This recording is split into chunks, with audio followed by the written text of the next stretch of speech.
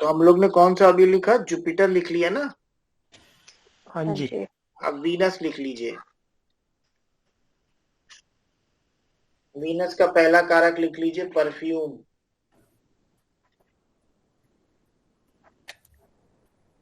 Platinum. Jupiter में gold लिखवाया था मैंने, गोल्ड। हाँ जी। हाँ जी। तो वीनस में लिख लीजिए प्लेटिनम। डायमंड। घी। Cotton. Zircon. Zircon zircon stone होता है।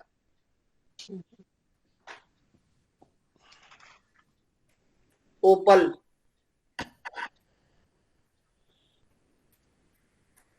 अमेरिकन डायमंड जिसको एडी बोलते हैं। व्हाइट काऊ।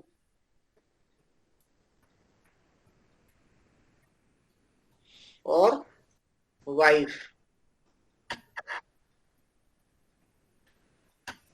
सर कुछ लोग जुपिटर में भी घी को इंक्लूड करते हैं, किसमें मानेंगे? दही को नहीं, इसमें वीनस को दही में।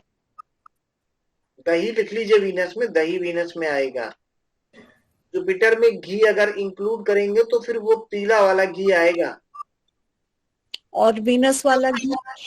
वीनस वाला घी जो व्हाइट वाला घी होता है, देसी घी, जो कई तरह के देसी घी आते हैं ना, पैकेट खोलिए तो बिल्कुल व्हाइट रहता है। मतलब कामधेनु देसी गाय वाला घी वीनस आएगा और येलो वाला जुपिटर में आएगा। हाँ, वैसे आप घी को जुपिटर में मत रखिए तो बेहतर रहेगा, वीनस में रखिए। इसमें पका हुआ चावल ले सकते हैं? जी, पका हुआ चावल, पका हुआ। पका हुआ चावल इसमें वीनस में हाँ जी। लेते हैं कुछ लोग, लेकिन मैं तो नहीं कराता हूँ इसकी कोई रेमेडी। ओके। तो कई लोग वीनस में लस्सी लेते हैं, तो लस्सी नमकीन या मीठी कुछ ऐसा है? लस्सी मत लीजिए। अच्छा।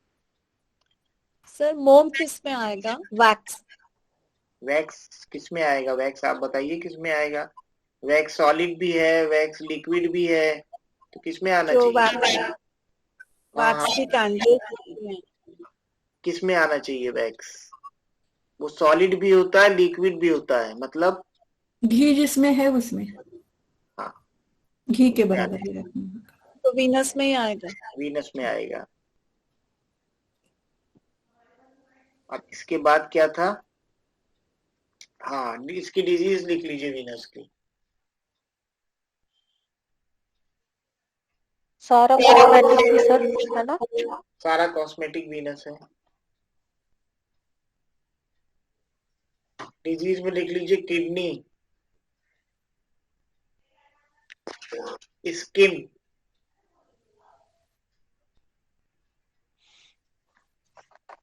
रेटिना,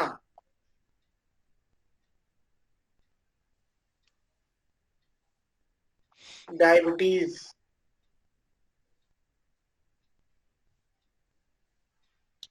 अल्सर,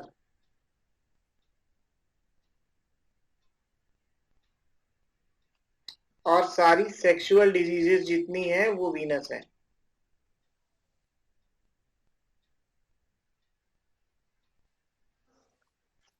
और कौन सी? सेक्सुअल डिजीजेस जितनी हैं वो सब वीनस हैं। अब सैटर्न लिख लीजिए। जी इसमें थायराइड भी आएगा या जुपिटर में आएगा या वीनस में? क्या चीज? थायराइड। थायराइड थायराइड होता है। वैसे टॉन्सिल और थायराइड देखिए मैंने मरकरी में लिखा रखा है आपको। उसी में लिखते थे। हाँ, उसी में लिखिए, क्योंकि अगर आप राशि के हिसाब से भी देखेंगे तो ये एरिया हमारा मरकरी गवर्न करता है। ये क्योंकि आजकल कॉमन बीमारी हो गई है ना। कॉमन बीमारी हो गई है। कॉमन तो आजकल इसको कैंसर भी समझ है। लीजिए, एक बात यहाँ पे थायराइड में समझ लीजिए, हाइपोथायराइडिज्म और हाइपरथायराइडिज्म दो होता है ना, एक में थायराइड बढ़ा है, एक में थायराइड घटा है। तो जिसमें बड़ा है उसमें साथ में कौन सा प्लेनेट आना चाहिए? जुपिटर। जुपिटर आना चाहिए। जिसमें घटा है उसमें केतु। केतु का रोल आ जाएगा वहां पे, क्योंकि थायराइड जब घटता है तो थायराइड जो ग्लैंड है वो श्रिंक कर जाती है, केतु आ गया। तो केतु आ गया वहां पे।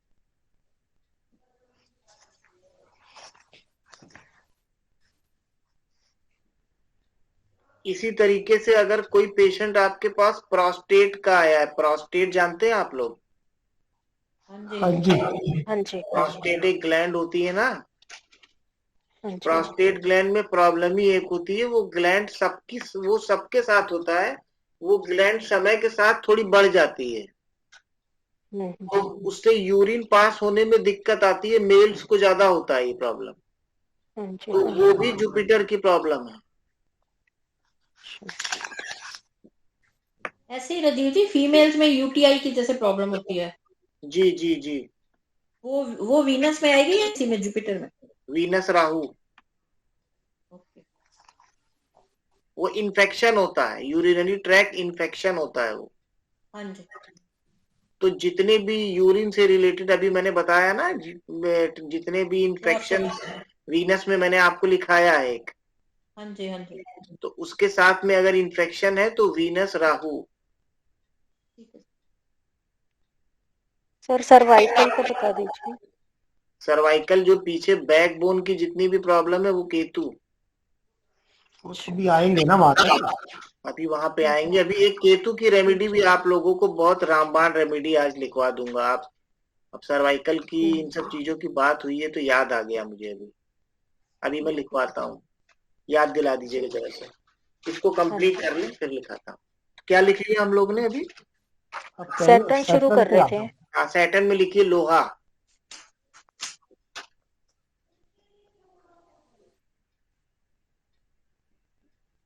अभी देखिए मैंने ऊपर लिखवाया था, एक में राइट आई लिखवाया था, एक में लेफ्ट आई लिखवाया था। राइट आई लिखवाया था सन में, देखिए ऊपर लेफ्ट आई लिखवाया था मून में। हाँ जी। ठीक है, तो राइट आई में कोई प्रॉब्लम है तो सन की प्रॉब्लम है, लेफ्ट आई में कोई प्रॉब्लम है तो मून की प्रॉब्लम है। लेकिन अगर आंखों में नजर की प्रॉब्लम है तो उसको लिखिए सैटर्न में। देखिए कितना डिफरेंस आ गया। नजर की प्रॉब्लम लिखिए सैटर्न में। तो राजीव जी जो रेटिना की प्रॉब्लम होती है उसमें क्या होता है, क्योंकि मुझे एग्जैक्टली पता नहीं रेटिना में क्या होता है। होती तो आईज की प्रॉब्लम है। कौन से प्लेनेट में लिखाया मैंने? ये आपने लिखवाया वीनस। वीनस में। Venus sir. हमारी जो आंख का पर्दा होता है पीछे, हाँ जी। जिसके ऊपर फोकस बनता है, अगर कोई साइंस का स्टूडेंट होगा तो समझ रहा होगा, उसी पर्दे पे जो हम सामने देखते हैं उसका फोकस पीछे बनता है जाके, उसको बोलते हैं नॉर्मल लैंग्वेज में पर्दा, वैसे उसको बोलते हैं रेटिना। तो रेटिना से रिलेटेड जितनी भी प्रॉब्लम आती है वो आपकी वीनस में आती है। डॉक्टर कहता है इनका पर्दा खराब हो गया है। हाँ जी। जी जी पूछिए। सर ये मेरे साथ हुआ है, मेरे रेटिना में टियर हुआ है छोटा सा, जिसको बोलते हैं ना छोटा सा छेद हो जाता है। तो हमारा सन और वीनस साथ बैठे हुए हैं। देखिए ऐसा होता है कि रेटिना की जो प्रॉब्लम होती हैं जितनी भी, ये वीनस की होती हैं। अब अगर आपको डॉक्टर कह रहा है रेटिनल डीजेनरेशन हो गया है, समझिएगा, अगर वो कह रहा है रेटिनल डीजेनरेशन हो गया है तो वीनस मार्स कॉम्बिनेशन होना चाहिए चार्ट में, मतलब रेटिना पे ब्लड के धब्बे आ गए हैं, डीजेनरेट हो गया है वहां पे कुछ। अगर डॉक्टर कह रहा है उसमें केवल एक छेद हो गया है तो वीनस और सन की प्रॉब्लम है। ठीक है, और ये सब प्रॉब्लम होती क्यों है? आप अपनी शुगर चेक करवाइए। परफेक्ट। ठीक है, परफेक्ट। क्योंकि जब वीनस का एफ्लिक्शन बॉडी में शुरू होता है तो कहीं ना कहीं हमारी बॉडी में डायबिटीज जैसी प्रॉब्लम पहले बनना शुरू होती है।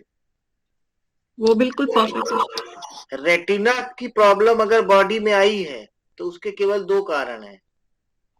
या तो हम अपना शुगर मेंटेन नहीं रख रहे हैं, एक कारण ये हो गया, और दूसरा कारण क्या हो गया, एंटीऑक्सीडेंट की कमी है हमारी बॉडी में।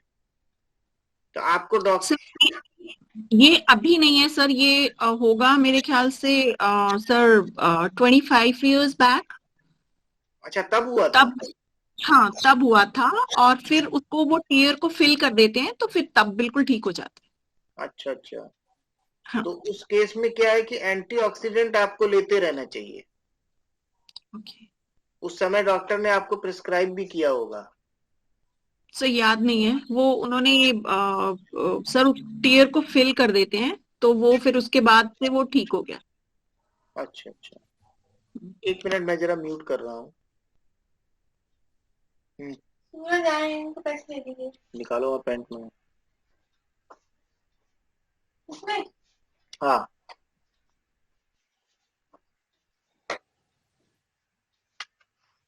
मुझे मालूम था, तभी तो हम कह रहे थे एक मिनट रुक। अम्मी ने कहा था घर पे भेज देना, उसको ले जाएगा आके। संगीता जी,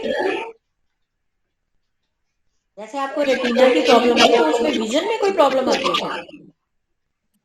नहीं, अगर वो ठीक से क्योर नहीं होता तो होती है सर। अभी देखिए, हमने अपनी डॉटर का भी देखा, को भी ये इशू है, और उसका भी सन और वीनस का वो बन रहा है, सन और वीनस एक साथ बैठे हुए हैं, तो वही बात हो तो गई ना। कंफर्म हो गया तो सर। राइट आई में होगा, राइट आई में है संगीता जी।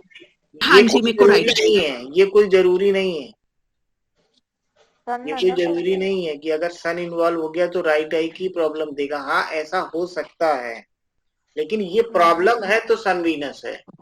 हाँ सर, ये कंफर्म हो गया क्योंकि हमारी डॉटर को भी अभी थोड़े 3-4 साल पहले डिटेक्ट हुआ है, तो उसका भी कॉम्बिनेशन है। अब जो अभी किसी ने पूछा था ना कि विजन लॉस की प्रॉब्लम किसी ने पूछी थी बीना जी ने। जी, तो अगर रेटिना से रिलेटेड प्रॉब्लम है, उसको टाइमली आपने क्योर नहीं किया तो विजन परमानेंटली लॉस हो जाएगा। ठीक है सर। हालांकि अब रेटिनल रिप्लेसमेंट भी होने लगे हैं, मगर वो अभी अपने इंडिया में सक्सेसफुल नहीं है। ठीक है, ओके, आगे बढ़ते हैं। क्या लिख लिया था हम लोग ने? आंखों की नजर, नजर की प्रॉब्लम, हाँ जी। नजर। इसके बाद लिख लीजिए बाल, हेयर्स, मकान। अब देखिए यहाँ से एक डिफरेंशिएशन मिलता है कि भूमि मंगल है, मकान शनि है। उसके बाद चाचा,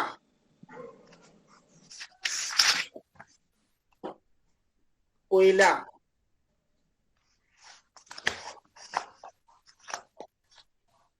चमड़ा,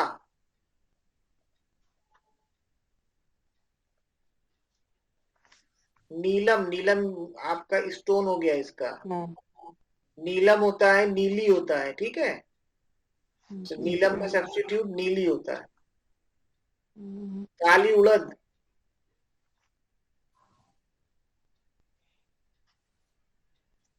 काला चना,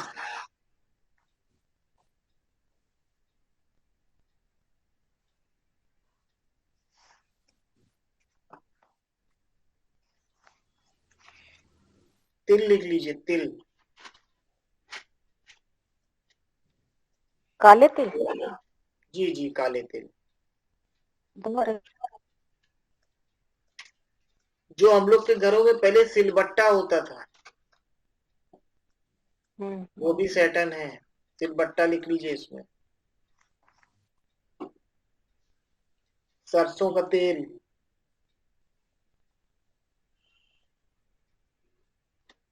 कौवा, क्रो,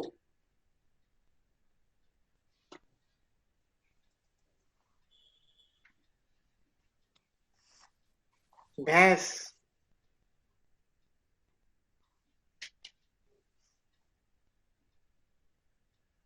सर्वेंट,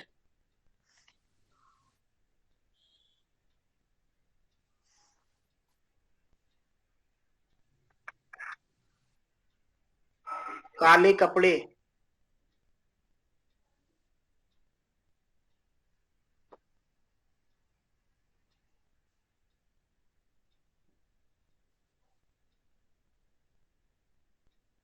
फैक्ट्री,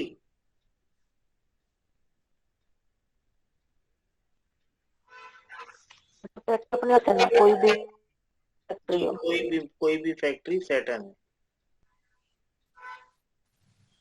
ठीक है, इसकी सैटर्न की डिजीज एक मोटी मोटी लिख लीजिए, ब्लॉकेज।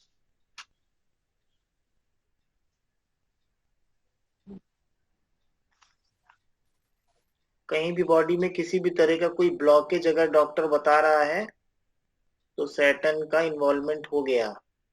अगर हार्ट में ब्लॉकेज हो गया तो सैटर्न का इन्वॉल्वमेंट हो गया। हार्ट खुद पार्ट किस प्लेनेट का है? सन का।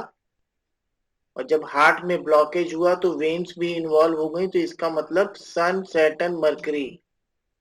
हार्ट अटैक तभी आएगा जब सन, सैटर्न, मरकरी तीनों इन्वॉल्व होंगे।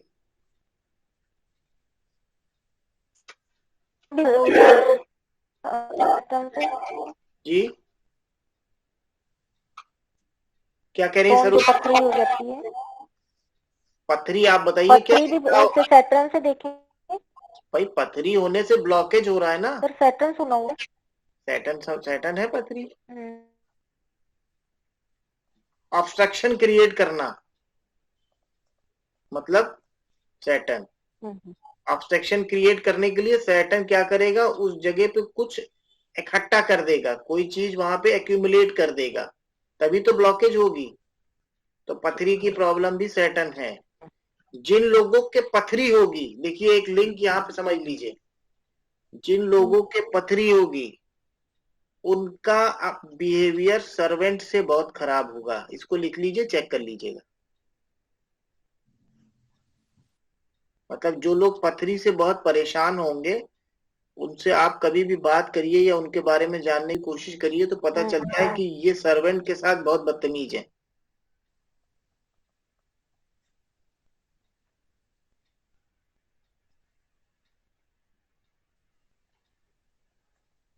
अब लिख लीजिए केतु।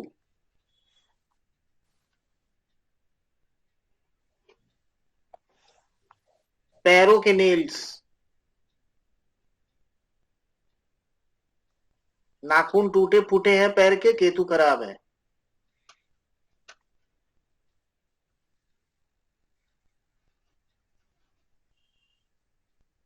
कमर का जो हिस्सा होता है, जो हम लोग का बैक बोन के पास नीचे का जो हिस्सा होता है, टेल बोन एरिया समझ लीजिए, वो भी केतु। Spinal cord Ketu.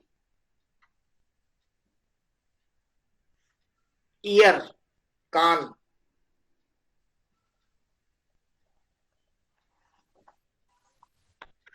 वाला एडवोकेट। हिस्सा सर, जी एडवोकेट लिख कलर लीजिए।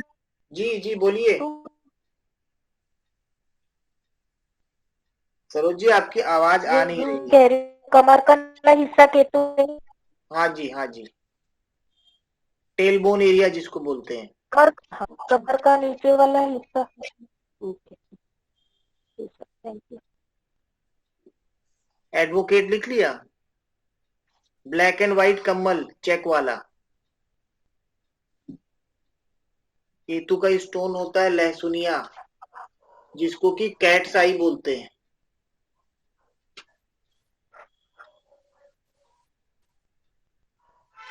झंडा, झंडा, फ्लैग।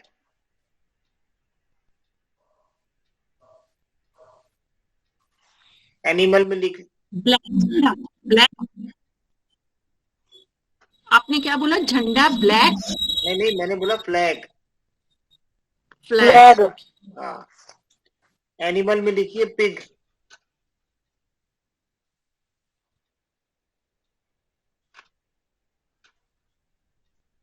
जितने खिलौने बच्चों के हैं, छोटे बच्चों वाले खिलौने, बहुत छोटे बच्चों वाले, वो केतु हैं। और थोड़े बड़े बच्चों वाले जो खिलौने हैं वो मरकरी हैं।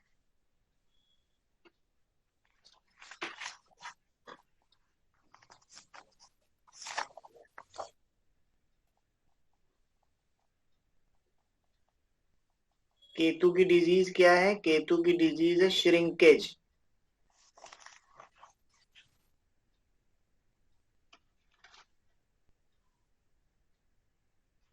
अब राहु लिख लीजिए।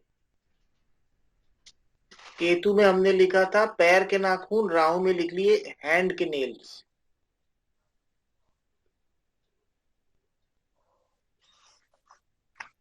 ससुराल,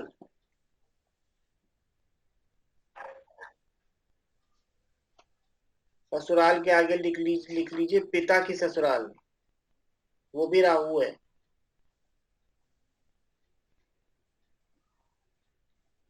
सारा इलेक्ट्रॉनिक सामान,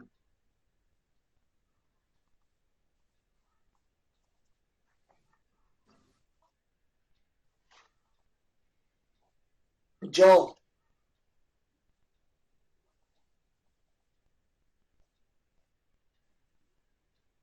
लेड,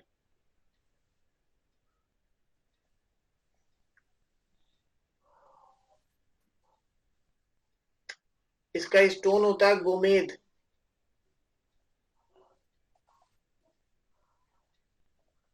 एलिफेंट,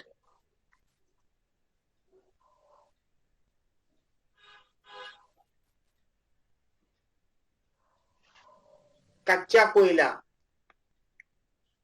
कोयला मैंने लिखवाया था आप लोगों को सैटर्न में, और कच्चा कोयला एक आता है वो होता है राहु। सूखा नारियल,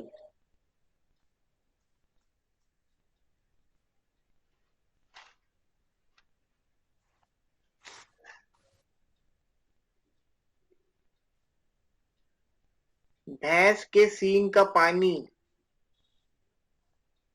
भैंस के सींग का पानी।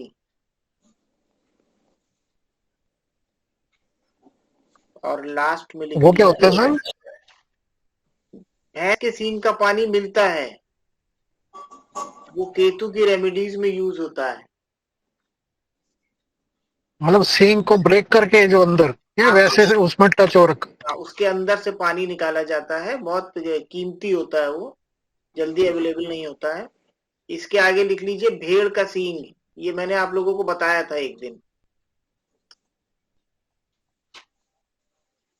और राहु की डिजीज में लिख लीजिए इन्फेक्शन।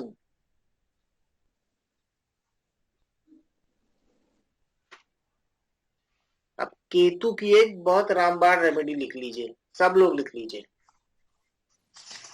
अगर किसी को केतु का प्रॉब्लम है, आपने ये रेमेडी उसको करवा दी, तो उसके केतु की प्रॉब्लम खत्म हो जाएगी विद इन 24 आवर्स। इसमें करना ये है कि इमली लाना है, इमली। कौन सी इमली? लाल वाली इमली जिसमें बीज होते हैं अंदर, इमली बोलते हैं ना उसको। इमली ले आइए, हाँ जी। उसको छील लीजिए, मतलब उसका बीज सारा निकाल दीजिए।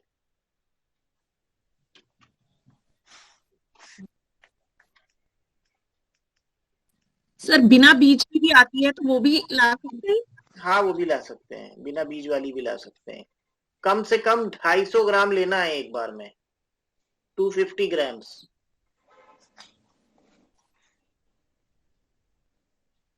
उसका बीज निकाल दीजिए तो वो एकदम सॉफ्ट हो जाएगी, उसमें कुछ कुछ तार टाइप के होते हैं, वो भी निकाल दीजिए। इमली तो पता होगा सबको जी। उसको सबको निकाल के उसका एक गोला बना लीजिए।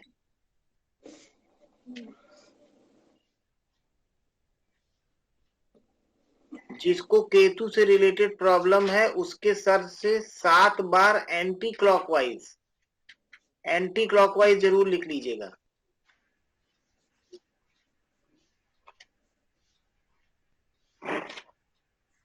एंटी क्लॉकवाइज घुमा के घर से तुरंत निकल जाना है इसको लेके। ये जो बॉल हमने इमली की बनाई, किसी के सर पर से घुमाई, उसको लेके तुरंत घर से निकल जाना है। ये एक बार ही घुमाना है या ज्यादा? 7 बार घुमाना है, 7 टाइम्स एंटी क्लॉकवाइज, 7 बार।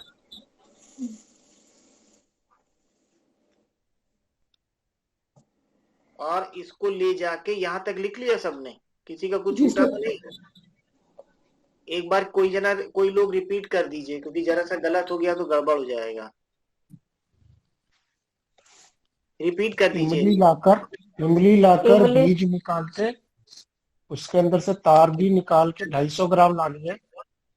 जी उसका गोला बना लो। जिसको केतु की प्रॉब्लम है उसके सिर से 7 बार एंटी क्लॉकवाइज घुमाकर तुरंत जी घर से निकल जाना है। हाँ, तुरंत घर से निकल जाना है और कहीं पे भी जाके पिग ढूंढ के उसको खिला देना है।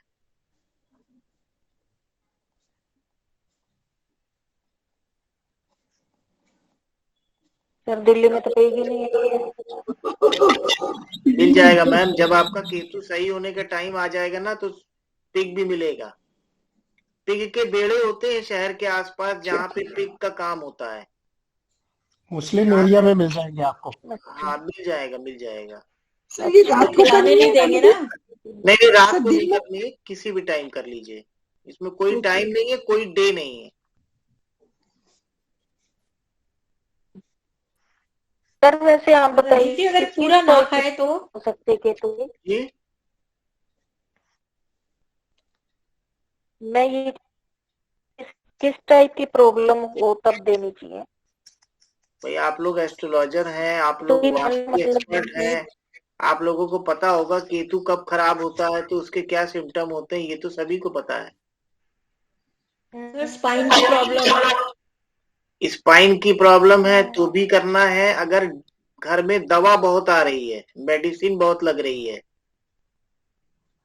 तो वो भी केतु की प्रॉब्लम है।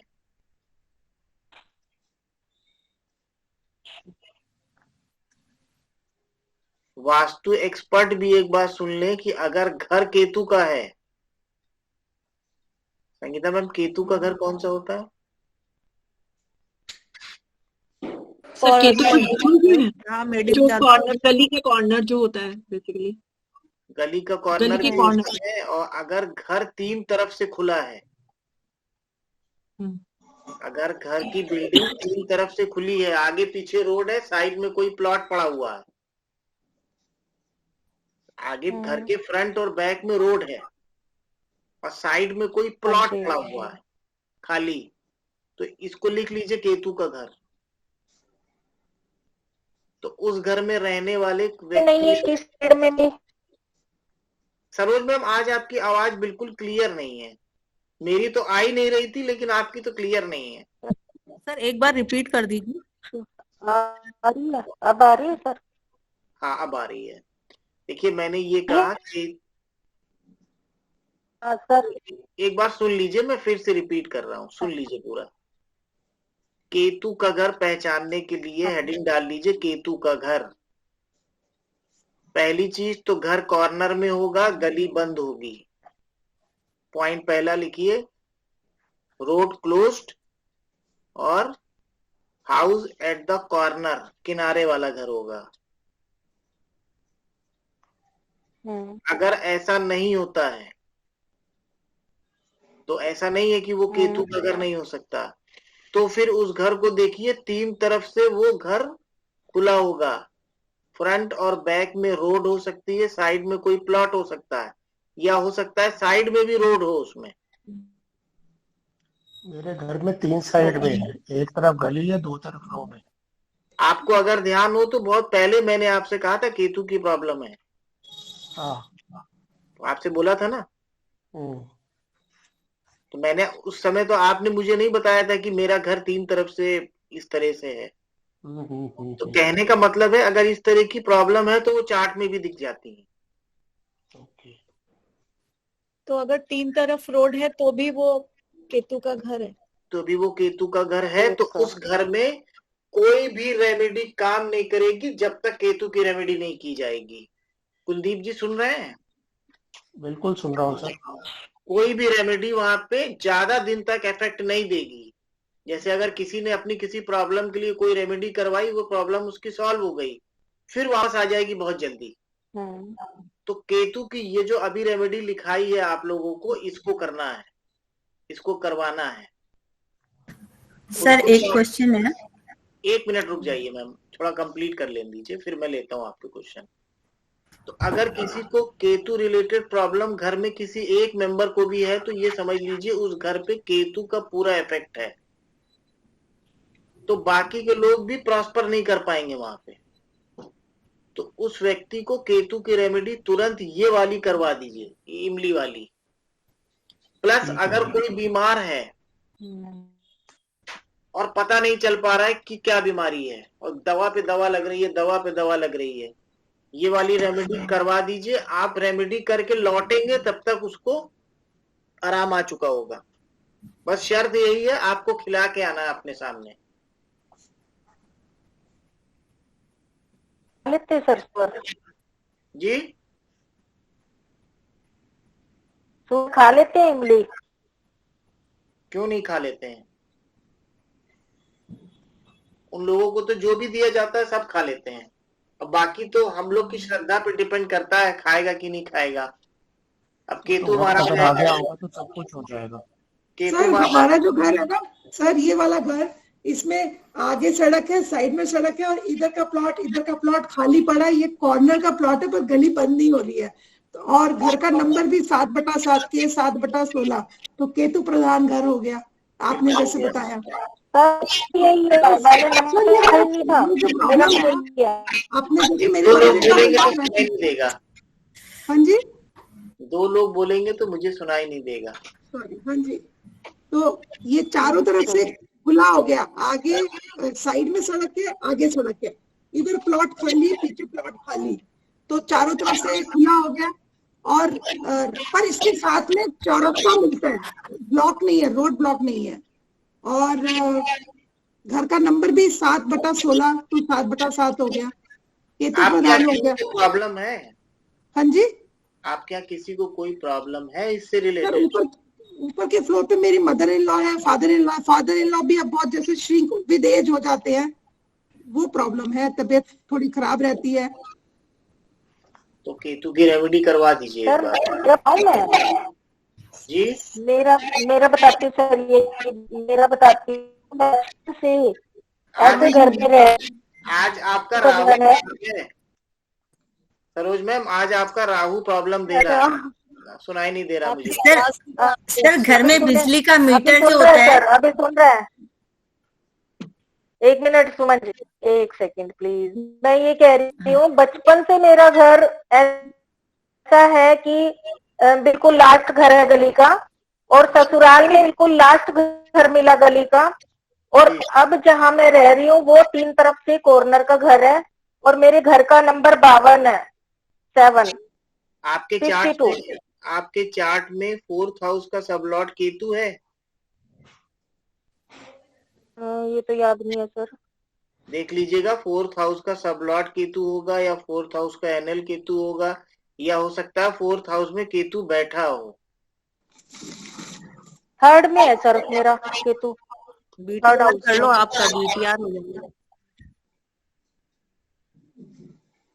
चलिए ठीक है, केतु की रेमेडी कर लीजिए अगर केतु से रिलेटेड प्रॉब्लम है तो। हाँ सुमन जी आप बोलिए। मेरी सर अगर घर को पहले सरोजी का ले लो आप, बाद में। नहीं हो गई। अगर घर में मीटर, सर ने बोला था जैसे घर में मीटर लगा हुआ है नॉर्थ ईस्ट में बिजली का मीटर, तो उन्होंने कहा था कि ये केतु की प्रॉब्लम है, तो क्या वो केतु की प्रॉब्लम होती है? ये तो आपको संगीता मैम हम बेहतर बताएंगी। सर वहाँ पे माइंड से रिलेटेड इश्यूज आते हैं जरूर सर। मेरे मायके के घर में भी ये चीज है और मैंने वो वहाँ पे इशू देखा है। देखिए नॉर्थ ईस्ट डायरेक्शन, जो नॉर्थ ईस्ट डायरेक्शन है सुमन जी, वो किस प्लेनेट की डायरेक्शन है? वो तो सर मून की हो गई ना, गुरु की north east clarity of mind का जोन है, वो जुपिटर की डायरेक्शन है, और जुपिटर की डायरेक्शन होने के साथ साथ उसका कनेक्शन यहाँ से है। हाँ। ठीक है, कोई भी इम्बैलेंस वहां पे होगा, किसी भी तरह का इम्बैलेंस होगा तो मेंटल प्रॉब्लम आएगी, दिमाग से रिलेटेड प्रॉब्लम आएगी। ठीक है, पर वो सर शिफ्ट नहीं कर सकते तो क्या होगा? कुछ नहीं होगा, जैसे चल रहा चलेगा भाई। जब हम कर ही नहीं सकते कुछ तो क्या कर सकते हैं? हाँ, पर आपने केतु का बोला ना, इसलिए पूछ रही हूँ कि क्या वो रेमेडी हो सकते है उस केस में? अगर किसी को केतु की प्रॉब्लम है तो ही रेमेडी करेंगे, वरना थोड़ी करेंगे। अच्छा। भाई दवा तभी ना खाएंगे जब कोई दिक्कत है। हाँ, क्योंकि मैंने इसलिए ये जैसे सर ने आए तो सर ने बोला कि आपके घर में केतु बहुत बलवान है, केतु कुछ होने नहीं दे रहा, इसलिए मैंने पूछा कि फिर वो केतु मतलब केतु कैसे, कोई बीमार नहीं है, कुछ नहीं है मेरे घर में। आपके घर में केतु, आपके घर की जो गली है, जो आपकी लेन है, उस लेन में इधर या उधर कोई ऐसा मकान पड़ा है बिल्कुल पुराना टाइप का जिसमें कोई ना रहता हो? नहीं, कोई नहीं। पूरी बिल्कुल वेल डेवलप सोसाइटी है? नहीं, कंप्लीट डेवलप्ड है। वही पूछ रहा हूँ, वेल डेवलप्ड है ना? हाँ। तो फिर ठीक है, फिर कोई दिक्कत नहीं है। संगीता मैम आप बताइए क्या कह रही हैं? सर अभी आप बात कर रहे थे ना फोर्थ कस्पल और केतु जिसका है, तो उसको ये रेमेडी करवा देनी चाहिए घर कॉर्नर में। हाँ, अगर प्रॉब्लम आ रही है किसी को तो करवा दीजिए। तो करवाते तो करवा दीजिए। और सर केतु के सिम्टम्स हैं जो आपने बताए कि 3 साइड से ओपन या कॉर्नर वाला घर, लेकिन घर में जो केतु होता है वो नॉर्थ ईस्ट होता है सर, मुझे ऐसा लगता। सबसे बड़ी बात ये देखिए चार्ट में केतु कहाँ बैठा है। अभी मैं तरीका बता रहा हूं आपको कि केतु हमारा डिस्टर्ब है कि नहीं, कैसे पकड़ना है। ठीक है, मान लीजिए हमारा घर भी केतु वाला है, उसके बाद भी तो ये हो सकता है कि हम केतु ओरिएंटेड पर्सन हो, हमारा केतु सही हो सकता है। बट वो जिसकी मैं बात कर रही हूँ, he is a lawyer, advocate है वो, तो अभी फिर मैं तो नहीं होगा। अच्छा कोई बात नहीं, अभी मैं एक तरीका बता रहा हूँ। केतु जिस हाउस में बैठा है उस डायरेक्शन को देखिए पहले,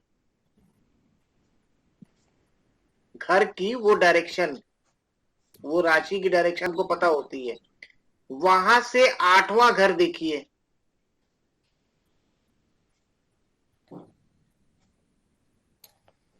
मतलब जहां केतु बैठा है उसको 1 मान के 1 2 3 ऐसे करके 8th हाउस पे पहुंच जाइए। अब ये 2 राशियां मिल गई हमको, एक तो जहां केतु बैठा है और एक उसकी 8th।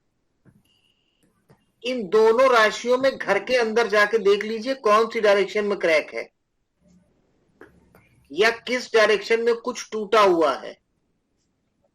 केतु अपनी उपस्थिति बता देता है, इसको चेक रिपीट कर दीजिए प्लीज सर। केतु चार्ट में जहां बैठा हुआ है उस राशि में, केतु जिस राशि में बैठा है वहां से 8th हाउस पकड़िए। अगर किसी का केतु 1 नंबर राशि में बैठा है तो 1 नंबर राशि की बात हो रही है, दूसरा 1 नंबर राशि से 8वां घर मतलब कौन सी राशि हो गई? 8वीं राशि हो गई। तो मतलब पहली राशि और 8वीं राशि की जो डायरेक्शन है घर के अंदर, उसको जाके चेक कर लीजिए, वहां पे क्रैक मिलेगा या कुछ टूटा फूटा मिलेगा या कुछ ऐसा होगा कि आप उसको बनवा देते होंगे बार बार मगर वो बिगड़ जाता होगा। 7 नंबर की कौन सी डायरेक्शन है? कौन सी पूछ रहे हैं? West south west. West south west में क्या है? वेस्ट साउथ वेस्ट में क्या प्रॉब्लम है आपके? नहीं, मैं वही आपके इससे मैच कर रहा था। तो मेरा केतु 4th हाउस में है 7 नंबर राशि में, और उसकी दूसरी 8, अगर वहां से 8 जाते हैं तो 11th हाउस आता है, वहां पे भी शुक्र की राशि है 2 नंबर। 7 8 9 10 11 12 1 2। तो बस आप ये 2 डायरेक्शन चेक कर लीजिए, आपको कहीं ना कहीं कोई ना कोई क्रैक मिल जाएगा। ठीक है। यहाँ तक कि ये तक होता है कि जैसे अगर घर का ओनर वहां नहीं रहता है, जैसे अगर मैं अपने घर में जब इस घर में नहीं था, तो जब हम लोग यहाँ शिफ्ट हुए तो विदिन 6 मंथ जहां केतु बैठा है या जहां उसकी 8वीं दृष्टि है वहां मुझे प्यारे प्यारे क्रैक दिख रहे हैं। तो छोड़ दो फिर उसको, वो बनवाने से भी फिर आएंगे, क्योंकि अगर आप केतु ओरिएंटेड पर्सन हो तो वो और ज्यादा आएंगे। छोटे छोटे क्रैक तो नॉर्थ वेस्ट में है। होंगे सर, 100% होंगे, है। मैं फोटो कोई खींच के नकार नहीं भेजूंगा। सकता।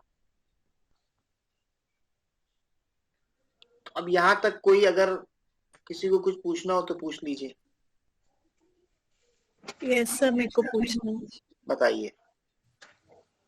सर ये जो रोड के एंड पे घर होता है, तो उससे अगर एक दो घर पहले हो तो भी वो एंड का ही माना जाता है क्या? रोड के एंड के घर की बात भी हो रही है, रोड क्लोज की भी बात हो रही है।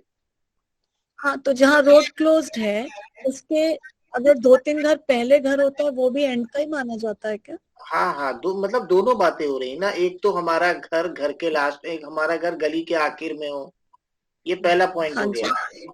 दूसरा, हमारी यस। गली आगे जाके बंद हो, हाँ, आगे जाके बंद हो रही है। ये दूसरा पॉइंट हो गया।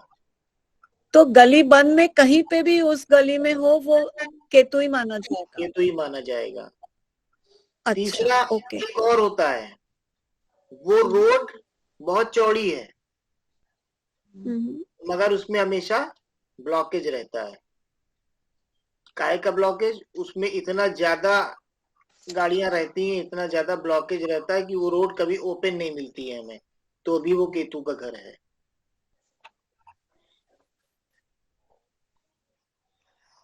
अच्छा, ये गली बंद है चाहे उस गली में आपका बीच में भी घर हो तो केतु है, ये नहीं मुझे क्लियर था पहले। जी जी, वो भी केतु और है। सर कलर्स है ना, राहु केतु के कलर्स में बहुत डिस्क्रिपेंसी है, हर टीचर अलग कलर बता देता है। आप प्लीज इनके कलर बता दीजिए। वो अलग कलर नहीं बताते हैं लोग। आप क्या है कि आप वास्तु के हिसाब से एक कलर ढूंढती हैं, पराशरी के हिसाब से दूसरा कलर ढूंढती हैं। तो जो मेन राहु केतु के कलर हैं वो दो हैं। राहु का कलर है स्मोक ग्रे। स्मोकी ग्रे मतलब लाइट ग्रे। हाँ, स्मोक ग्रे कलर राहु का है, और केतु का कलर है ब्राउन या check, black and white check. तो वास्तु में डार्क ग्रे बताया केतु का और राहु का डार्क ग्रे से रिजल्ट नहीं आएगा। ब्राउन। तो फिर ये ब्लू कहाँ से आ गया? अभी ये राजीव सर ने ब्लू भी डाल दिया राहु में। देखिए, ये तो उसमें है ना, लाल किताब में ब्लू बोलते हैं भाई। अलग अलग मॉडलिटीज है, लाल किताब अलग बताएगी, पराशरी अलग बताएगी, वास्तु अलग बताएगा। लेकिन अब बात मेन यहाँ पे ये आती है कि राहु केतु के कलर्स की हमको जरूरत क्या है, ये बताइए। कलर की जरूरत तब आएगी कि अगर चार्ट में ये प्लैनेट अच्छा नहीं है तो वो कलर नहीं यूज किया जाएगा ना घर में। अगर राहु अच्छा नहीं है तो फिर हम स्मोकी ग्रे कलर नहीं यूज करेंगे। तो राहु अच्छा नहीं है तो उस डायरेक्शन को सीधे सीधे ऑफ व्हाइट कलर से करा के खत्म करिए। नहीं, वो तो ठीक है, पर वो कलर का यूज नहीं किया जाएगा। तो अगर कोई राहु को ब्राउन बोल रहा है, कोई ग्रे बोल रहा है, कोई ब्लू बोल रहा है, that's why I want to clarify कि वास्तु में ब्राउन कलर कौन से एलिमेंट का है? अर्थ का, ईस्ट एयर एलिमेंट है, ईस्ट का कलर है वो। ईस्ट का भी है, कुछ लोग साउथ अर्थ का भी बोलते हैं। एक कोर्स में उसने साउथ में भी brown colour yellow. No, but one of brown for earth also. तो ब्राउन कलर केतु का कैसे हो गया? वास्तु के कलर अलग हैं, पराशरी के ज्योतिष के कलर अलग हैं भाई, इनको कंफ्यूज मत करिए आपस में। तो जब हम एस्ट्रो वास्तु कर रहे हो तो हम किसको माने? राहु को स्मोकी ग्रे माने और केतु को ब्राउन माने? चेक मानिए। आप ब्राउन छोड़ दीजिए, आप चेक कलर ब्राउन छोड़। हाँ। और अगर पराशरी की रेमेडी कर रहे हो तब आप चेक ही मानिए, छोड़ दीजिए ब्राउन को। चेक का यूज करेंगे आप तो आपको रिजल्ट आ जाएगा वहां पे। Black and white check. और राहु के लिए always smoky grey, light grey. जी, ठीक है, आगे बढ़े। राजीव जी, एक क्वेश्चन मेरा है, आर्थराइटिस किस में आएगा और गाउट की डिजीज किस में आएगी? आर्थराइटिस किससे रिलेटेड डिजीज है? बोन्स तो सन में आएगी। सन में आएगी। और आर्थराइटिस में क्या होता है साथ में? ब्लड में इन्फेक्शन। अरे नहीं मैम, ब्लड में इन्फेक्शन कहाँ होता है आर्थराइटिस में? पेन होता है, र्यूमेटॉइड आर्थराइटिस होता है ना, तो उसमें ब्लड में आता है, ऑस्टियो में बोन्स में आता है। ऑस्टियो आर्थराइटिस जो होता है उसमें बोन्स में स्वेलिंग होती है, लिगामेंट में स्वेलिंग होती है, लिगामेंट जो बोन्स के लास्ट में होते हैं उसमें स्वेलिंग होती है। सर जिसमें भी आइटिस वर्ड लग गया वहां पे स्वेलिंग है। स्वेलिंग है, ठीक है। तो आइटिस जब वर्ड कहीं में पे स्वेलिंग आ रही है तो कौन सा प्लेनेट आ गया?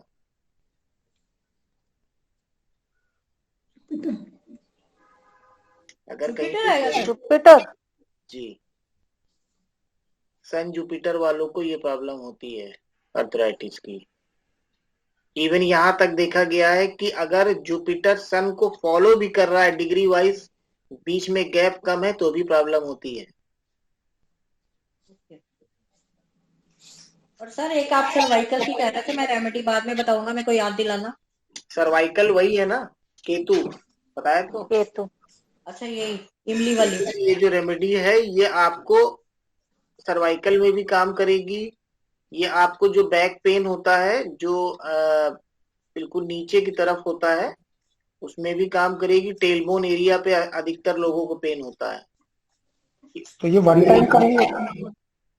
वन टाइम नहीं करनी है, इसको कम से कम 7 दिन करना होता है, 7 डेज लगातार। 7 दिन डेली। सर पाइल्स कहाँ पे आएंगे? कौन बताएगा? एक तो मार्स हो गया मार्स, और मरकरी, एक पैटर्न भी हो गया ब्लॉकेज की वजह से, मरकरी भी हो गया। एसिडिटी या जो भी पैटर्न वो, और मार्स। देखिए कई बार क्या होता है कि कोई डिजीज लेके आपके पास आएगा, आप उससे 2 मिनट बात करिए, आपको समझ में आ जाएगा इसको ये डिजीज क्यों हो रही है। पाइल्स की बात अभी सरिता मैम ने करी, तो एक मेरे पास आए, उन्होंने यही प्रॉब्लम मुझे बताई, लेकिन प्रॉब्लम बहुत भयंकर थी उनकी। भयंकर इन द सेंस ये थी कि उनको मॉर्निंग में जब वो फ्रेश होने जाते थे तो हॉट वाटर का पॉट लेके जाना पड़ता था, इतनी प्रॉब्लम ज्यादा थी। तब टब में हॉट वाटर किया जाता था, उसको यूज करते थे एनी हाउ। ठीक है, बहुत ज्यादा डिस्कशन इस पे नहीं कर सकता हूँ यहाँ पे, लेकिन प्रॉब्लम बहुत सीवियर थी। तो जब मैंने उनकी हैबिट्स पूछी तो पता ये चला कि वो नॉनवेज यूज करते हैं और हफ्ते में 7 दिन। तो कौन सा प्लेनेट उनका सबसे ज्यादा खराब हुआ होगा? और प्रॉब्लम आ रही थी उनको, ब्लड आ रहा था उसमें से। राहु। इसका मतलब उनका खराब प्लेनेट कौन सा हो गया वहां पे? मार्स। इन्फेक्शन किसने दे दिया? राहु ने। रेमेडी मैंने उनको क्या दिया? मैंने कहा लाल दवा की एक शीशी ले आओ। एक लाल दवा आती है ना 10-15 रुपए की। हाँ जी। मैंने कहा एक लाल दवा की शीशी ले आओ और डेली सुबेरे और शाम वहां पे रुई से लगा के छोड़ दो। तो हंसने लगे, बोले इससे क्या हो जाएगा? इतने बड़े बड़े डॉक्टर्स का मैंने रेमेडी कर लिया। मैंने कहा करो तो 7 दिन 8 दिन फिर बताना। 7-8 दिन बाद उनकी स्थिति ये हो गई कि वो खुद चल के आए मेरे पास।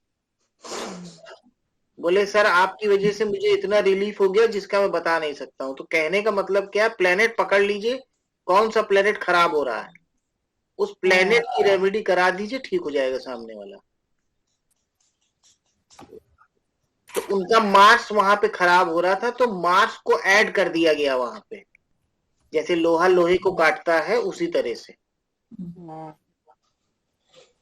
अब कोई इमेजिन, उनका नॉनवेज नहीं बंद करवाया आपने? वो तो पहले करवा दिया। वो तो उनको मैंने बोल दिया कि अब नॉनवेज आज से खाना मत, नहीं तो आपकी जो ये हुआ है अगली बार कुछ और ही हो जाएगा। नॉनवेज हाँ जी, प्रॉब्लम तो उसी वजह से आ रही थी ना, उसी वजह से आ रही थी। वो तो वो खुद ही बंद कर चुके थे, प्रॉब्लम इतनी ज्यादा थी, नॉनवेज कहाँ खाएंगे? जो आदमी चल नहीं पा रहा है वो कहाँ खाएगा नॉनवेज? ठीक है, ये हो गया। अब इसके आगे हम लोग वापस हाउसेस पे आ जाते हैं। अब हमारा एक हाउस इंपॉर्टेंट वाला बचा है जो कि 5th हाउस है। हम लोग ने फाइनेंस कर लिया, बिजनेस कर लिया, भाग्य कर लिया, अब 5th हाउस भी कर लेते हैं। 5th हाउस भी बहुत इंपॉर्टेंट हाउस है।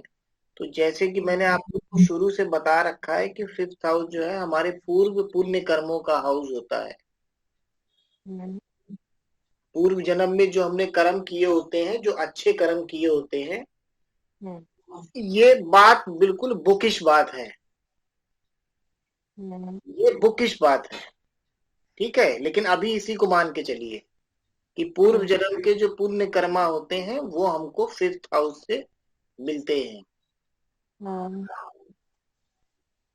तो 5th हाउस हमारी लाइफ के लिए इतना इम्पोर्टेंट क्यों हो गया? वो इसलिए इम्पोर्टेंट हो गया कि अगर इस लाइफ में हमारे प्लैनेट्स हमको सपोर्ट नहीं भी कर रहे हैं, 5th हाउस हमको सपोर्ट अगर कर दे किसी अच्छे हाउस लॉर्ड के साथ मिलके या किसी अच्छे घर में बैठ के, अच्छे हाउस में बैठ के, मान लीजिए 5th का लॉर्ड 2nd में बैठ जाए, 4th में बैठ जाए, 7th में बैठ जाए, 9th में बैठ जाए, 11th में बैठ जाए, तो फिर कहानी पलट जाती है जिंदगी की।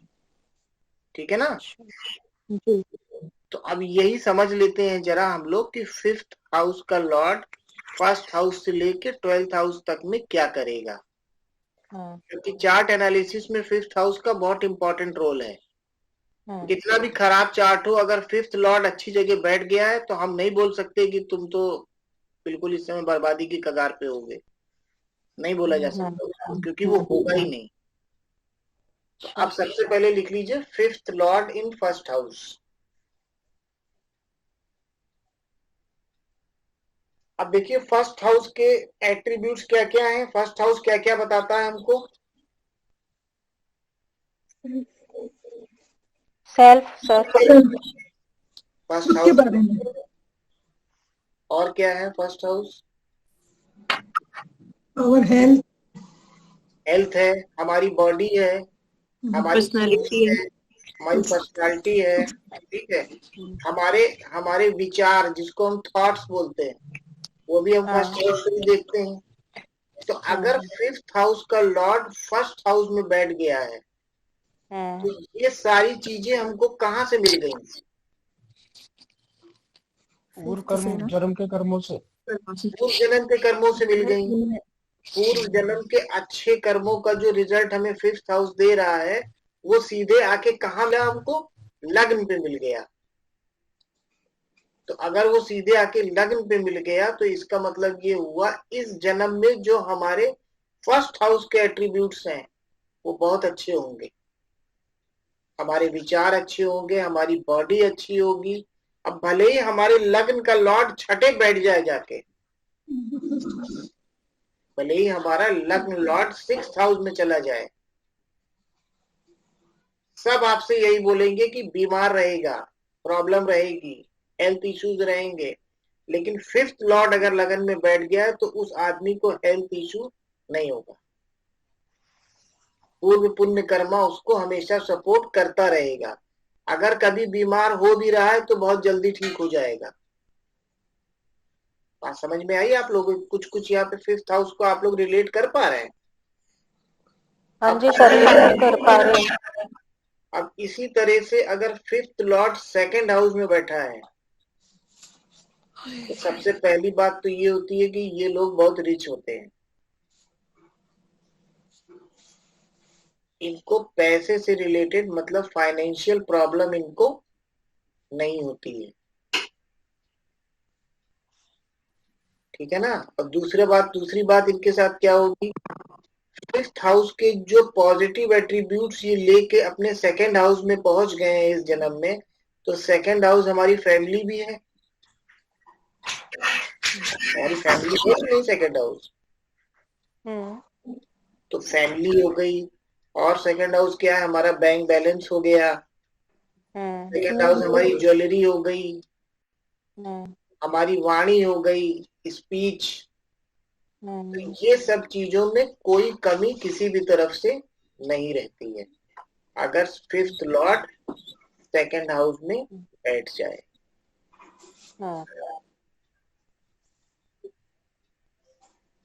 अब इतना हो गया, नोट हो गया सबका?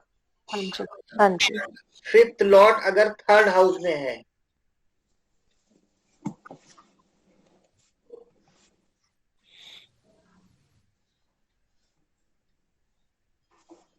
क्या अच्छा हो जाएगा उसका? कम्युनिकेशन बहुत बढ़िया होगा। दूसरों से इंटरेक्ट वो बहुत अच्छा करेगा। जिन लोगों का 5th लॉर्ड 3rd हाउस में होता है वही लोग मोटिवेशनल स्पीकर होते हैं। मतलब उनको सुनना चाहते हैं लोग उनसे कहते हैं थोड़ा और बोल दीजिए तो हम थोड़ा और सुन लें आपको।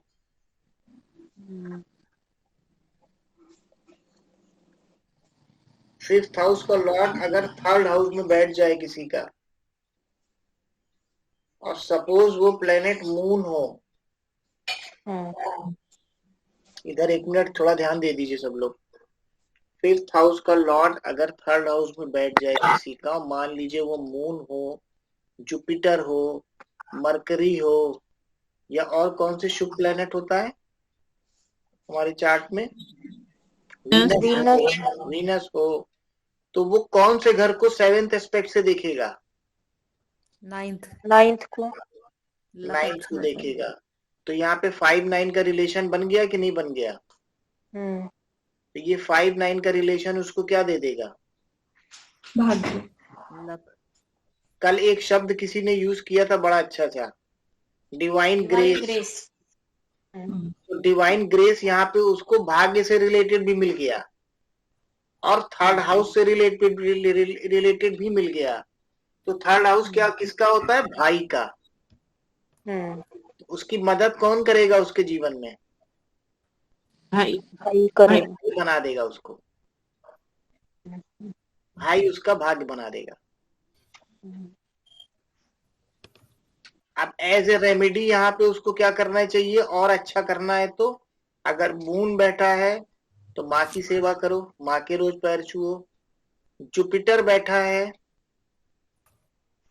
तो कल आपको बताया था टेम्पल प्रीस्ट और सेंट की सेवा करो। और अगर 9th हाउस पे कोई हिट नहीं बन रही है, अगर 9th हाउस पे कोई हिट नहीं बन रही है तो येलो कलर भी यूज कर सकते हो आप इफेक्ट को बढ़ाने के लिए। ठीक है। वीनस बैठा है, फिफ्थ हाउस से कनेक्शन बना रहा है, फिफ्थ का लॉर्ड होके। तो कल आप लोग को बताया था कि वीनस को अच्छा करने के लिए हमें क्या करना चाहिए? मेल को क्या करना चाहिए, फीमेल को क्या करना चाहिए? जी ठीक है। तो वीनस हो गया, मून हो गया, जुपिटर हो गया, कौन सा प्लेनेट रह गया? सैटर्न अगर फिफ्थ का लॉर्ड होके थर्ड हाउस में बैठ जाएगा तो क्या करेगा?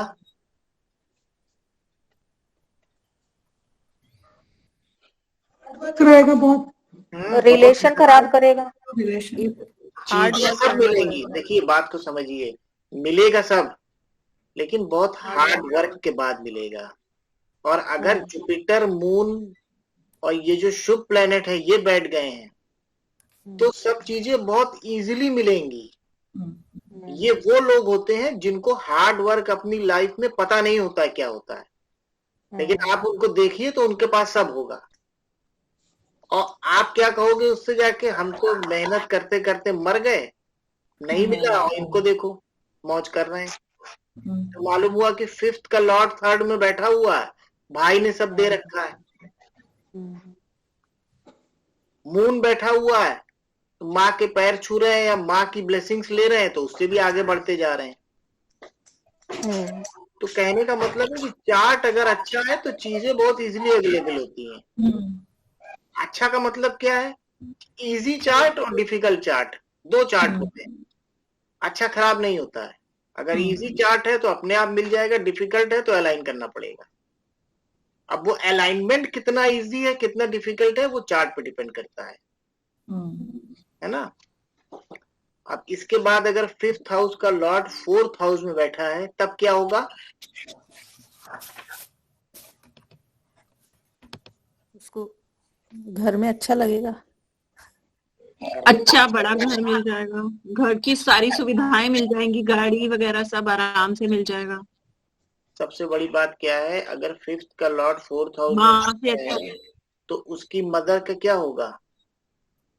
अच्छी रिलेशन होगी, इंटेलिजेंट, मदर से रिलेशन भी अच्छे होंगे और मदर से सब मिलेगा उसको। उसको जो भी कुछ मिलेगा वो अपनी माँ से मिलेगा। मतलब मदर की पोजीशन बहुत स्ट्रांग होगी यहाँ पे। तो जिस लेडी की पोजीशन सोसाइटी में बहुत स्ट्रांग होगी, ऊपर वाला उसी के बच्चे के चार्ट में ये कंपोजिशन बना के भेजेगा। एक तो ये बात हो गई, और दूसरी बात क्या हो गई, जिसके चार्ट में ये कंपोजिशन होगा वो अपने पैदा होने के बाद, अपनी बर्थ के बाद अपनी मदर को सोसाइटी में बहुत ऊपर उठा देगा, उसके प्लेनेट उठा देंगे, ऐसे समझ लीजिए इसको। अब 5th हाउस का लॉर्ड अगर 5th हाउस में ही बैठा है तो क्या होना चाहिए? इंटेलिजेंट, एक्सट्रीमली इंटेलिजेंट पर्सन होगा, गुड सॉल्यूशन प्रोवाइडर, टॉप का सोल्यूशन प्रोवाइडर होगा, चाइल्ड भी इंटेलिजेंट होगी, चाइल्ड भी इंटेलिजेंट होगा, और क्या होना चाहिए? आर्टिस्टिक होगा, आर्टिस्टिक भी होगा, स्पोर्ट्स में भी अच्छा हो सकता है, इंटरटेनमेंट इंडस्ट्री में भी हो सकता है वो, क्योंकि 5th लॉर्ड 5th में बैठने का मतलब है कि वो इंटरटेनमेंट के बारे में ही सोचेगा हमेशा। 5th लॉर्ड 6th हाउस में होगा तो क्या हो जाएगा भाई? 6th हाउस होता है सर्विसेज का, जॉब का। इसका मतलब उसकी सर्विसेज और उसकी जॉब में उसको पूर्व पुण्य कर्मों का फल मिलेगा, वो अपनी जॉब में बहुत आगे बढ़ेगा। तो चार्ट मालूम हुआ पूरा का पूरा उसका ऐसा ही है, मतलब जिसे कहते हैं ना चार्ट तो ऐसा ही है, आदमी बहुत आगे निकल गया, समझ में नहीं आता ऐसा क्यों हुआ, तो ऐसा इसलिए हुआ, वो 5th लॉर्ड सब करवा रहा है। इस जन्म में उसने कुछ नहीं किया, हो सकता है वो इस जन्म में उतना भी काबिल ना हो जितना हम लोग हैं, लेकिन स्टेटस और जॉब में वो हमसे बहुत आगे होगा। क्यों? क्योंकि वो पिछले जन्म में करके आया है और वो फल उसको मिल गया है यहाँ पे। 5th लॉर्ड 7th हाउस,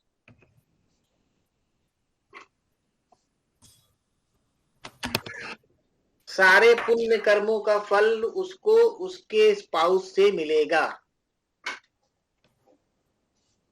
मतलब भाग्य उदय शादी के बाद होगा।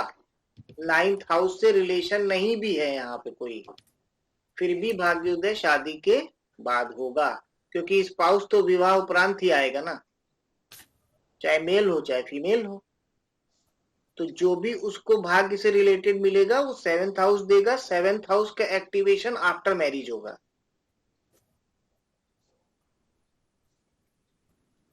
Fifth house 8th Lord, 5th Lord 8th house,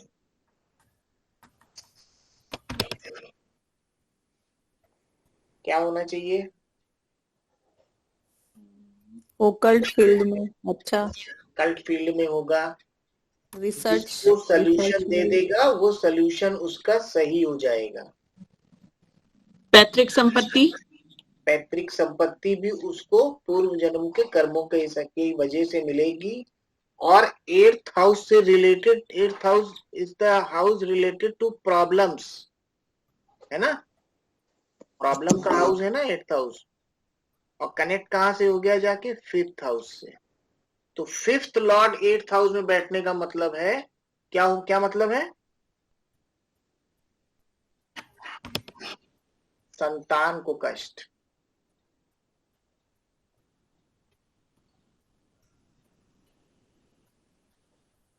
fifth house is the house of progeny ना, बच्चों का हाउस है, उसका लॉर्ड 8th हाउस में चला गया तो प्रॉब्लम कौन झेलेगा? बच्चा झेलेगा।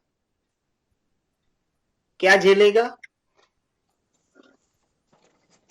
अगर ये फादर का चार्ट है तो फादर के पूर्व जन्मों के जो कर्म है उसमें जो रह गया है वो बच्चा झेलेगा,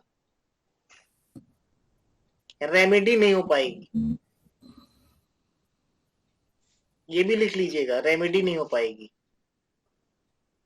क्योंकि यहां जो आउटकम आ रहा है ये पास्ट लाइफ से आ रहा है।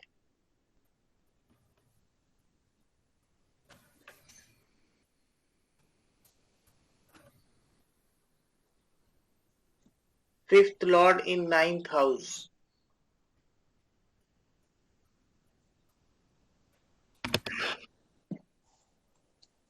वीना जी कहाँ गई? वीना जी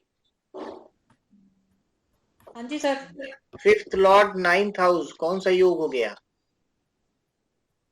वही डिवाइन ग्रेस वाला योग हो गया। उसको प्रारब्ध कर्मों की वजह से भाग्य बहुत अच्छा साथ देगा, अच्छा गुरु मिलेगा। त्रिकोण का राजयोग नहीं हो गया? जी, त्रिकोण का राजयोग भी हो गया। त्रिकोण सर ये का मेरा है आपका? प्लेनेट कौन सा है? जुपिटर। जुपिटर है। देखिए आपकी बातों से नहीं लगता है कि आप जुपिटेरियन हैं, हम लोग को तो लगता है। तो कहने का मतलब है फिफ्थ लॉर्ड अगर 9th हाउस में बैठा है तो इसके रिजल्ट बच्चों को भी बहुत अच्छे मिलते हैं। सर फिफ्थ से फिफ्थ भी हो गया ना, तो बच्चों को इन सब चीजों से बेटर रिजल्ट मिलेंगे। बढ़िया रिजल्ट मिलते हैं इसके। बस जुपिटर अच्छा रखिए, यही रेमेडी है इसमें। जो भी आपके बच्चों को मिल रहा है और जो भी आपको अच्छा मिल रहा है, जो आपको लग रहा है कि ये मुझे भाग्य से मिल रहा है, वो आपको भाग्य से नहीं मिल रहा है, वो आपके पूर्व पुण्य के अच्छे कर्मों का फल है। ठीक है। और फिफ्थ हाउस का लॉर्ड जुपिटर बताया ना आपने? जी। जुपिटर की एमडी निकल गई तो काफी पहले अभी हाँ आई नहीं हाँ काफी पहले निकली होगी। काफी पहले निकल गई। बचपन अब में तो आपकी जुपिटर की मेरी मर्करी चल रहा है, एडी आने वाली होगी, जुपिटर की अंतर्दशा आने वाली होगी। हाँ जी, राहु की चल रही है सर अभी तो। राहु खत्म, जुपिटर शुरू। कब से है? 24 अभी तो चल रहा है। एक बार अपना चार्ट जो है पीछे घुमा के देख लीजिएगा तो जुपिटर की जो महादशा आपकी जब भी रही होगी, वो पीरियड कैसा था आपका? आप तो छोटी रही होंगी उस समय। सर उस समय तो छोटी, क्योंकि बर्थ हमारा राहु का है, राहु की दशा। तो आई डोंट नो सर, उस समय याद नहीं है, मतलब मैं बताऊंगी सर पूरा एकदम रिकॉल। ठीक है, अच्छा है वैसे 5-9 का कॉम्बिनेशन बन रहा है, अच्छा है। अब देखिए फिफ्थ लॉर्ड, हाँ 1-5-9 तीनों का कॉम्बिनेशन बनता है, क्योंकि जुपिटर फर्स्ट हाउस पे भी अपनी दृष्टि देता है और 9 दृष्टि फिफ्थ हाउस पे देता है और फिफ्थ हाउस का लॉर्ड है। तो ये जो 159 है ना, यही आपको एस्ट्रो केपी लैब ग्रुप में जो है इतना सोल्यूशन दिलवाता है। जो आप वहां पे इतना सोल्यूशन लोगों को देती हैं, वो 159 ही दिलवाता है। सर नजर लग गई, बंद कर दिया। हाँ उसको बंद। वैसे इन जनरल भी स्कॉर्पियो एसेंडेंट्स को अपनी किसी भी काबिलियत का ज्यादा शो ऑफ नहीं करना चाहिए। सर मुझसे होता ही नहीं बिल्कुल, मुझे तो वैसे भी यही लगता है मुझे कुछ आता नहीं, लेकिन नहीं होता। उसमें भी जितना आप डिलीवर कर देंगी वो चला जाएगा। हाँ जी। और उसमें भी आपको, मतलब मेरा कहने का है कि फेम नहीं मिलेगा, है ना, अगर आपने खुद कर सर मेरा भी 159 का कॉम्बिनेशन है जुपिटर का। अरे तो आप सरोज मैम फर्स्ट में बैठा है। आप किसी से कम थोड़ी हैं। सर सरोजी तो एक्सपर्ट है। सीख रही हूँ। इनके तो कमेंट्स इनके कमेंट्स तो मैं आपके कमेंट्स देखता हूँ ग्रुप में। सर बहुत अच्छी वो करती हैं प्रेडिक्शन, बहुत अच्छी प्रेडिक्शन करती हैं। हाँ लेकिन मेरे समझ में ही नहीं आता है कि सरोज मैम ऐसे प्रेडिक्शन कैसे कर रही हैं। फिर मुझे लगता है शायद मैं जानता नहीं हूँ इनको ठीक से। बहुत अच्छे प्रेडिक्शन जितने देखिए जितने 5-9 वाले लोग हैं, हाँ। उनके प्रेडिक्शन बहुत अच्छे होंगे। और उनके अरे प्रेडिक्शन क्या मतलब सोल्यूशन, उनके सोल्यूशन बहुत अच्छे होंगे। सामने वाला अगर कर लेगा तो उसका काम हो जाएगा, लेकिन वो करेगा नहीं। Thank you sir. अगर आपने खुद दे दिया सोल्यूशन उसको तो वो करेगा नहीं। जब वो आपसे आके सोल्यूशन मांगेगा तो वो करेगा। यही होता है सर मेरे साथ। बिल्कुल यही होगा। परफेक्ट। हाँ। तो फिफ्थ हाउस, संगीता जी का जुपिटर एग्जॉल्टेड भी हो गया ना 9th हाउस में। बिल्कुल हो गया। तो एग्जॉल्टेड जुपिटर जो हो गया तो उसकी कहाँ पड़ी? 9th में एग्जॉल्टेड हो गया तो उसकी दृष्टि कहाँ पड़ी? लगन पे, 3rd हाउस पे और 5th हाउस पे। 7th दृष्टि बताइए। 7th, थर्ड हाउस पे। थर्ड हाउस पे पड़ी है। तो थर्ड हाउस काहे का है? कम्युनिकेशन, कम्युनिकेशन का, ट्रेवल का और एफर्ट्स का। यंगर सिबलिंग्स, तो अब ऑनलाइन। इसका अब देखिए यहाँ पे मैं ये बताने की कोशिश कर रहा हूँ कि जुपिटर की जो डेबिलिटेशन की जो दृष्टि होती है वो भी खराब नहीं होती है, केवल क्या करती है उन एफर्ट्स को थोड़ा जेंटल बना देती है। जेंटल का मतलब संगीता मैम बात भी करेंगी तो बहुत जेंटल वे में करेंगी, ठीक है। हाँ जी। अगर ट्रैवल भी करेंगी तो बहुत तेज ट्रैवल नहीं करती होंगी, ये आराम से, है ना। और कम्युनिकेशन भी इनका बहुत मतलब बिल्कुल आराम से होगा, कोई मतलब हरीडली वाला नहीं होगा। जैसे मैं बहुत जल्दी बोल देता हूँ कभी आप लोगों को, मतलब मैं आपको एक ये बताता हूँ क्या डिफरेंस मैं बताने की कोशिश कर रहा हूँ। जैसे मैं कभी कभी बहुत जल्दी बोल देता हूँ, फिर मैं कहता भी हूँ अगर तेज बोल रहा हूँ तो टोक दीजिएगा। तो संगीता मैम जब भी बोलेंगी बहुत स्लो बोलेंगी, आराम से। कम्युनिकेशन इनका बहुत स्लोली होगा, धीरे धीरे होगा, कायदे से होगा, क्योंकि जुपिटर से गवर्न हो रहा है ना। तो आप लोगों को ये बात समझ में आई जो मैं बताने की कोशिश कर रहा हूँ? हाँ जी सर। ये है, आगे बढ़े। हाँ जी।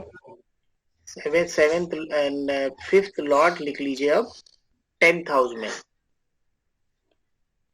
बहुत सीधा लॉजिक है इसका, जो भी प्रोफेशनल इस्टेब्लिशमेंट हुआ है, जो भी अचीवमेंट हुआ है वो पास्ट लाइफ कर्मा की वजह से हुआ है, इस जन्म का कुछ नहीं है।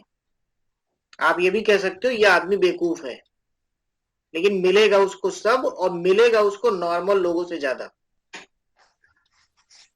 उसको देख के लोग ये भी कहेंगे इसको कैसे मिल गया इतना, कैसे ये इस पोजीशन पे पहुंच गया। तो वो पहुंच गया अपने पूर्व पुण्य कर्मों की वजह से, इस जन्म का कुछ नहीं है,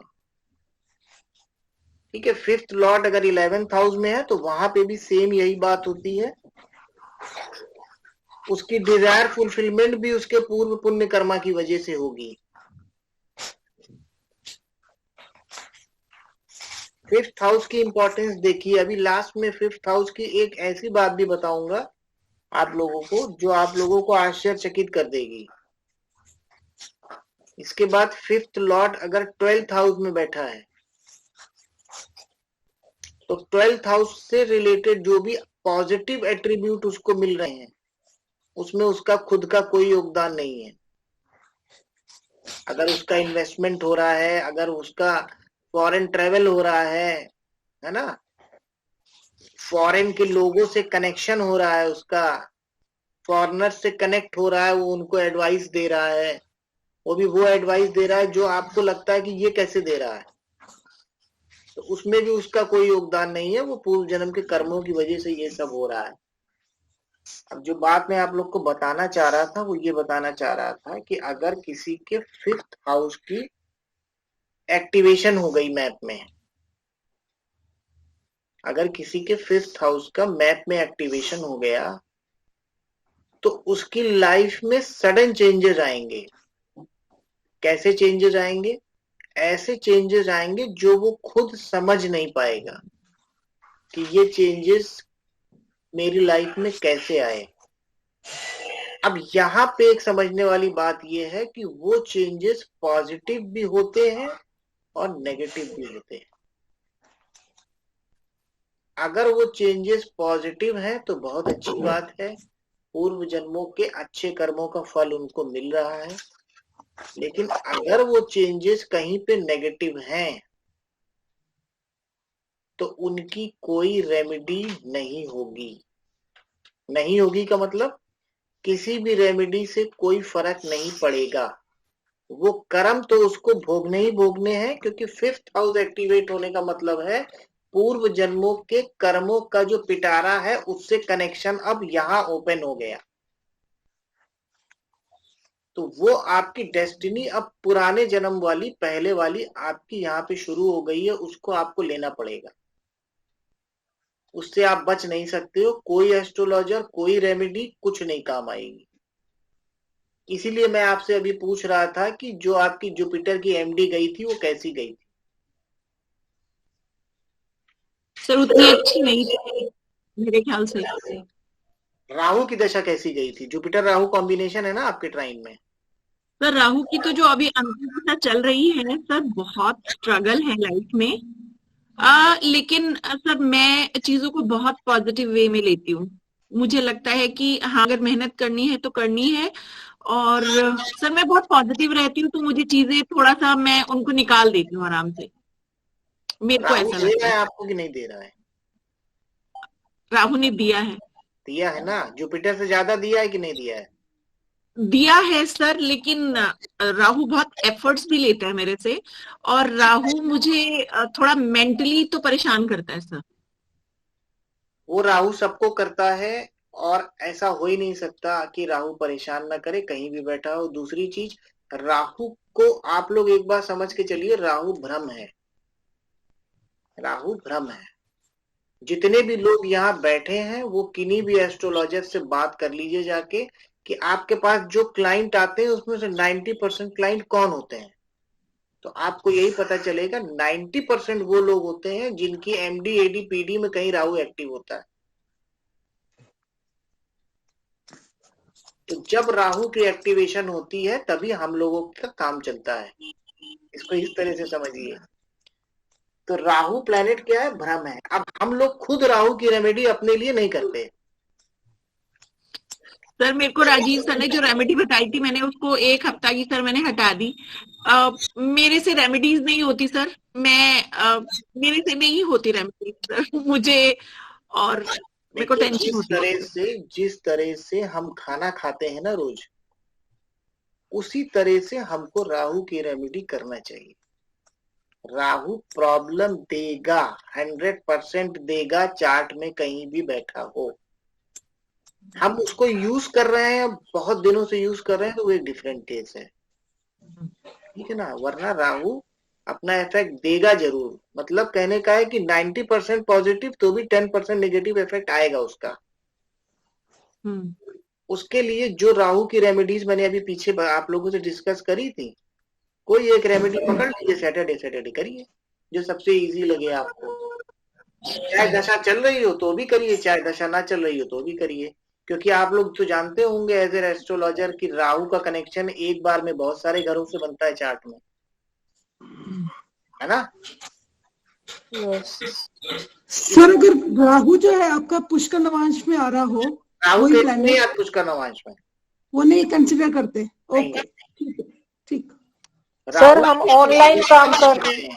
राहु केतु वर्गोत्तम हो सकते हैं, पुष्कर नवांश में नहीं हो सकते। वर्गोत्तम का मतलब लग्न चार्ट में जिन राशियों में है, D9 में भी सेम राशियों में है, तो मतलब बहुत स्ट्रांग रिजल्ट देंगे, मजबूत हो गए, अच्छे देंगे, ये नहीं कह रहा हूं,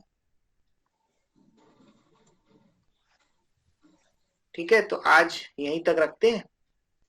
अच्छा एक बात और है, अब जैसे आज फ्राइडे है, सैटरडे संडे तो क्लास ये वाली होनी नहीं है, तो संडे को क्या आप लोग क्लास करने में इंटरेस्टेड हो?